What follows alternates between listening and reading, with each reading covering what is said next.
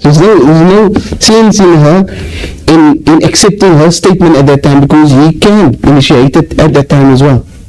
Understood? Here they say bila yamin, without an oath. Without an oath, here has been actually a point of discussion among the scholars.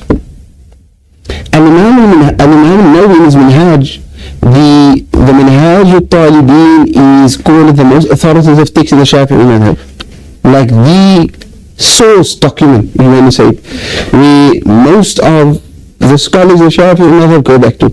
It is like the highest, and it's the end study. It's the end study of the Shafi'i scholars.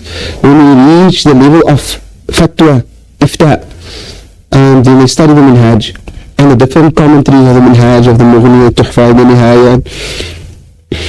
So in the Minhaj, Imam Nawawi, which is like your quality of source, authoritative text in Shafi'i, in the Shafi'i school, he just says Suddiq,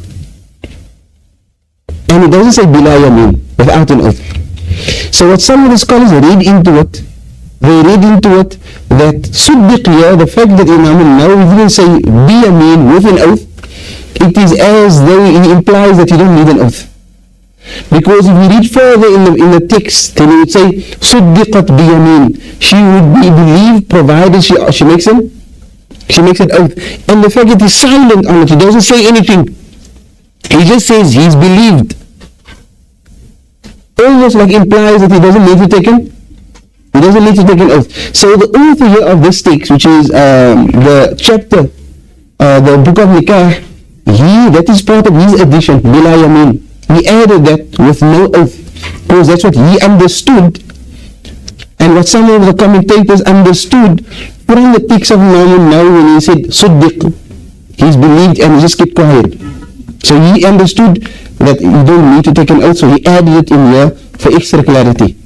However, I must say that is not the view of all the scholars. That's not the view of all the scholars. The likes of an Imam, Shaykh al-Islam Zakaria al-Ansari, the likes of an Imam al-Khatib al-Shirbini in his Mughni, the likes of Imam al-Ramli in his Nihaya, all great scholars, they all said, no, you require a yamin, you require an oath. A husband requires an oath. So you have on the one hand, Al-Imam al-Nawawi, he is silent and he just says Suddiq. If a husband alleges that he made ruju', he revoked the talaq, and the iddah still in subsistence, she's still under iddah, and she denies, then you have to believe him. With an oath, without an oath? The author, yes, is without an oath. Al-Imam Nawawi just said you have to believe him. You believe him. He didn't say with an oath, without an oath. So some of the scholars understood from this is that there's no oath needed, because other parts in the text later on you would say with an oath. So the fact that you're silent, you don't say with an oath, it means that no oath is needed. Others said no, you require an oath. Came Al-Imam al-Mawardi. Al-Imam al-Mawardi, I just want you to understand the depth of how scholars speak and how they go into the detail. Just on the Suddiq, he's believed. They had long discussions. And Imam Mawardi comes later on and he says, no, you have to look, it is not a blanket rule. That's not, you believe him without an oath, or you just blanketly believe him with an oath. No, you have to look. إن تعلق بها حق للغير صدق بيمين وإن لم يتعلق به حق للغير صدق بلا يمين. And Imam Mawardi says, we also Shafi'i scholar says, no. You're out 3 years, you need to fee another. The detail is like this. If it is that there is a right of another person that is affected on account of this, then he needs to take an oath as well, because now he's affecting the right of another person. But if there's no right of a person that is affected, then he doesn't need to take an oath. I'll give you an example. Remember, I take you back to the beginning class when we spoke about raj'ah, and we said the condition of taking a lady back. So I want you to follow me now, nice, right? Whoever had the booba, had the booba. And he had coffee. Now listen to me. When a person issues a talaq, and he wants to take his wife back. We said the condition is what? That he must utter it. Right? He must say. He can't just hug her and say, okay, I'll listen, all right. No. He must say, Raja'tuki, I take you back. We agree. Must say, I take you back. It must be verbal. Now, he doesn't say that. And they just have intimacy. He speaks to her, they work it out, and they have intimacy. That is not considered, according to Imam Shafi'i, as a valid revocation. You still under iddah. And you still not married, you have not recommenced the marriage yet. And the talaq is still in subsistence. What happens now, Imam Shafi'i? Because now he had intimacy with the lady, and she's not his wife. Imam Shafi'i says he should have first said, Raja'tuki, I take you back, and then had intimacy. But he said he just had intimacy, he didn't say Raja'tuki. So this is what is known as wat'u shubha, a doubtful intimacy. What is the consequence here? The consequence here is that he owes that female now, because of having intimacy with her, and she not being his wife that is allowed to have intimacy with, he owes her what is known as mahrul mithl, the dowry of the equivalent. Now I take you back again. When we spoke about khul'a, we spoke about when there's the issue of the dowry, and the dowry is problematic. What does it mean? It reverts back to mahrul mithl, the dowry of the equivalent. The dowry of the equivalent is, ons nog gepraat van die Mercedes van jou. Right? The dowry of the equivalent is, if she says, I want a car, that is problematic because the dowry is not clear. It's not stipulated. I want a umrah. It's not clear. I want the umrah to the value of X amount. I want a car, and these are the specifications of a car. To what extent do you specify it? You specify it to the extent that as though you're going to buy a product now. If you buy a car, do you just go to dealer and say, I'm buying a car, and you give him money? And you say, yeah, and I'm selling you a car. Or do you say, I want a BMW 2021 C, whatever it is, say 120 or 320, white in color, has mags, has leather interior. You specify, right? So that specification removes any ambiguity that is there regarding the actual thing you're buying. So now even you, without seeing it, if you didn't see it, you know exactly what you're speaking about. If he tells you the specifications. Right or not? Now that is required in a mahr. That is a type of specification required in a mahr. They say a car. I want a house. A house. That is the specification. So many bedrooms. This area. That is the type of specifications. You don't just buy a house and say, I'm buying a 2-bedroom house. Okay, I got a 2-bedroom house. Okay, sign. You go see happy with it. Price, color, same specifications. So, assumingly now, the person doesn't mention those specifications in the mahr. Now there's doubt regarding what I must give. It reverts back to what is known as mahrul. Mahrul mithl. The mahr, the dowry of the equivalent. What is the dowry of the equivalent?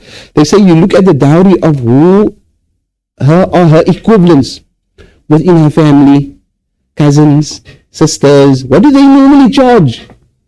What is it normal in that area where she lived? Her standard of living. Like, do they charge 500 rand? Or are they from the people that charge 1,000 rand? Or are they from those who charge 10,000 rand? Or are they from, right? You look at that. You can then you specify. So now, taking you back, so clarified, taking you back now to our discussion. If he has intimacy with her, Doc, you with me?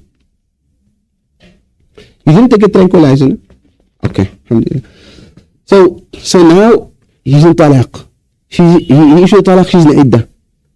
He has intimacy with her. He didn't revoke. She said, hey, I'm a Shafi. Where's my mahr al-mithil? Where's my mahr al-mithil? Where's my dowry? My equivalent, dowry of the equivalent, because you had intimacy with me, you had no right to do so. I made myself available to you, and you said tafaddal. She says, raja'tuki, I took you back. She's under iddah. He says, I took you back. She says, you didn't take me back. Wallahi. You fools, I had intimacy with you, so you took me back. So now, remember, he now has to pay mahr al-mithil. So in order to pay mahr al-mithil, he escapes and he just says, I took you back. There's a haqq that is due to her here, monetary. So in that instance, he has to take an oath. In that instance, he has to take an oath. Why? Because there's a right of another person attached to this. So you can't just say, I took you back. So now you must go to the hakim, the qadi. The qadi must say, Wallahi kasam da jifat al-khabar.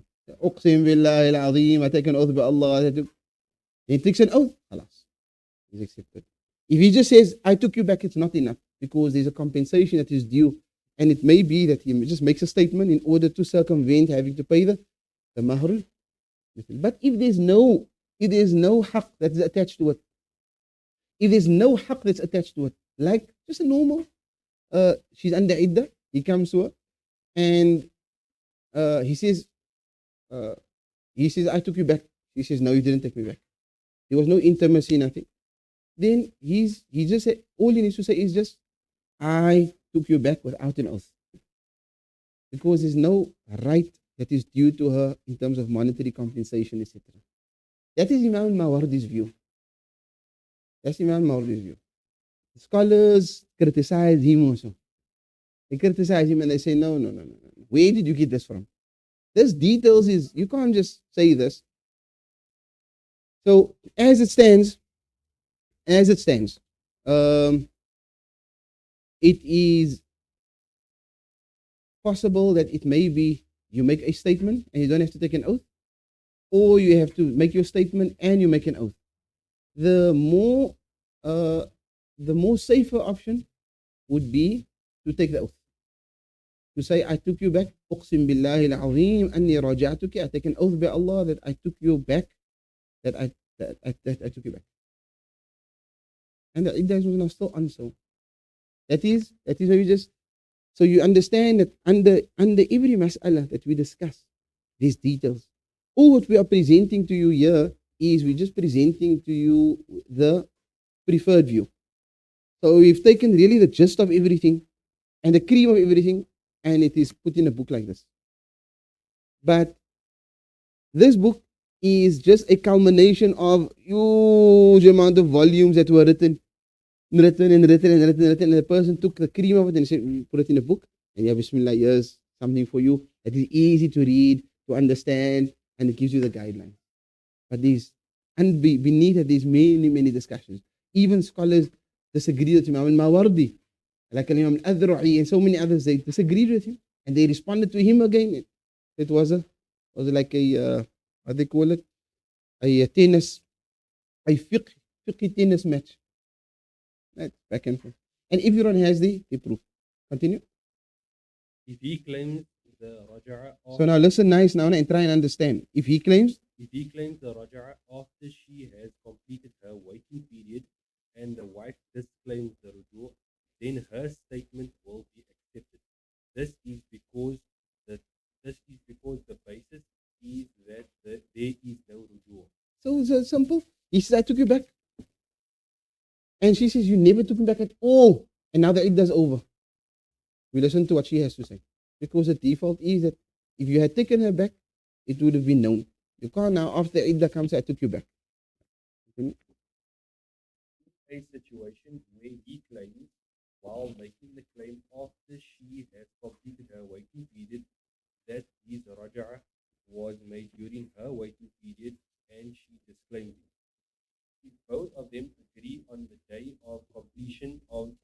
waiting period, for instance, on a Friday, then he says, I did the ruju on Thursday, while she says the ruju was on Saturday, her statement is accepted by swearing in that she does not know that he has done ruju on Thursday. If they both agree on the date of Raja'ah, for instance, on Friday, and she says that her waiting period was completed on Thursday, while he says on Saturday, then his statement will be accepted if he swears in that her waiting period was not completed on Thursday. This is because both of them agree on the time of Raja'ah, and the basis is that she has not completed her waiting period before Raja'ah. This is where we stopped last week. So now basically you have two scenarios. After the iddah is finished, there's a dispute between the two. The first dispute is that we agree the iddah was over. But we disagree upon when it came to an end. We agree that the iddah is over. We disagree upon. So the first one is we agree the iddah is over. We agree upon when it was done, but we disagree when you took me back. So assuming now he says Friday, we all know that iddah came to an end Friday. He says, I took you back. She says, I know you took me back. But you took me back after the iddah was over, Saturday. He says, no, I took you back before your iddah was over. Thursday. Your iddah was done Friday. And they both agree the iddah was done Friday. And he says, I took you back Thursday. He says, no, Saturday. What happens here? She is believed based on her oath. You take an oath, and she says, I take an oath by Allah, I don't know. I am unaware that you took me back on Thursday. That's the first one. They agree upon the iddah. They agree upon the day that the iddah was finished. They disagree upon when he took her back, when he revoked.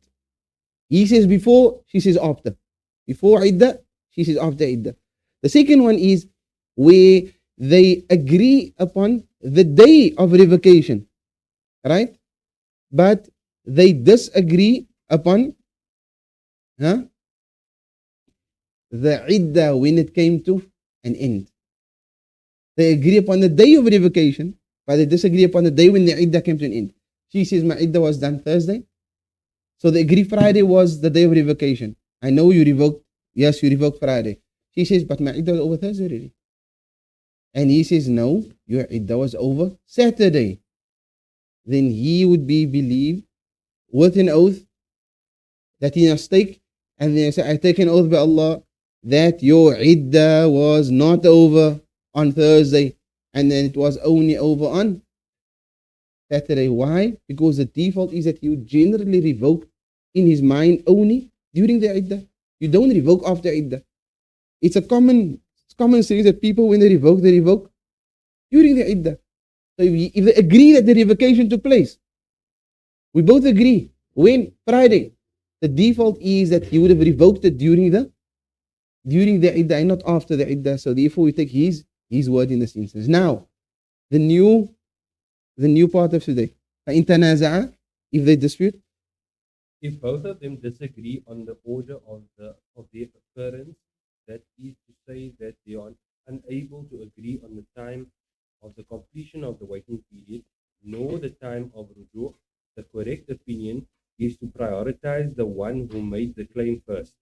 If she claims first to finishing her waiting period, subsequently he claims that he has done ruju' before the completion of the waiting period, then her statement is accepted by swearing in that her waiting period was completed before the ruju'. Right, so now we have a situation where they don't agree upon anything. Not the day, not the completion of the iddah, nor the time of ruju'. Previously is they agreed upon the time of ruju', they disagreed upon whether they agreed upon the iddah coming to an end, they disagreed when the ruju', the revocation took place. Or they agreed upon the date of revocation, they disagreed upon when the iddah came to an end. Here they don't agree upon anything. They disagree upon when the iddah came to an end, they disagree upon the day that he did the revocation. What happens in this instance? They say, فَإِن تَنَازَعَ, if they dispute, في السبق بلا اتفاق, and there's no agreement. لا على وقت الانقضاء ولا على وقت الرجعة. There's no agreement on when the iddah came to an end. Nor is there an agreement when the revocation took place, the day or the time. فالأصح, then the preferred view is that you give preference to the one who first made the claim. If she claims and she alleged that my iddah came to an end, and she says it first, she comes and she says, my iddah is over, and then he says, no, I took you back already during your iddah. I took you during your iddah. Then you believe her with her oath. Alright? You believe her with an oath that her iddah came to an end before he exercised his revocation. Next. Is that understood? Lakin, you look like you don't understand. Are you sure? Ladies understand? Hajja understand? If he claims first to have done the ruju' before the completion of her waiting period, and after a period of time she says, indeed, you have done the ruju' after the waiting period has completed, then his statement is accepted after swearing in that he has done the ruju' before she completed her waiting period. So now, he first alleges, and he says, Ya Qadi, I took her back before the iddah was over. He first alleged, kom terug my vrou. Nee, ga nie terugkom nie. Kom eens toe. Nee, ga nie eens toe kom nie. Ya Qadi, my wife don't want to come back. Why don't you come? Ya Qadi, I took her back during the iddah while the iddah was still in subsistence. She was still under iddah. I took her back, and she don't want to come back. Then she says, إنما رجعت بعد الانقضاء. I'm sorry, man, but you took me back.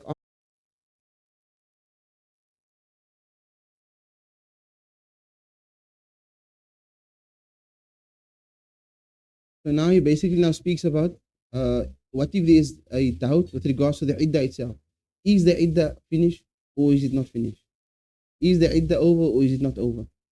They say that you have to look at the months, whether it is with months, whether it is she's pregnant and her iddah is the duration of a pregnancy, or if it is based on her cycles. We'll speak about that now in detail, inshallah. Continuing the following week. وصلى الله على سيدنا محمد وعلى آله وصحبه وسلم.